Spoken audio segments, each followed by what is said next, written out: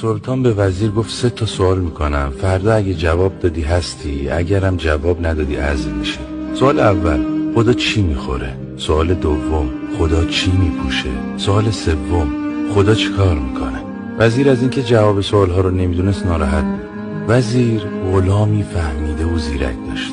به غلامش گفت سلطان 3 تا سوال کرده، اگه جواب ندم برکنار میشم. اینکه خدا چی میخوره، چی میپوشه و چی کار میکنه. غلام گفت هر 3 تا رو میدونم، اما 2 تا جواب اون رو الان بهت میگم، سومی رو فردا. اما خدا چی میخوره؟ خدا غم بنده هاشو میخوره. و اینکه چی میپوشه؟ خدا عیب بنده هاشو میپوشونه.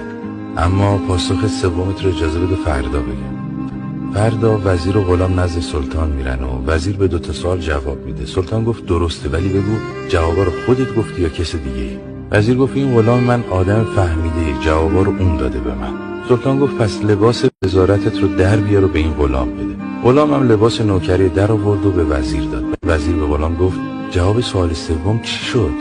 غلام گفت هنوز نفهمیدی خدا چیکار میکنه؟ خدا تو یه لحظه غلام رو وزیر میکنه و وزیر رو غلام.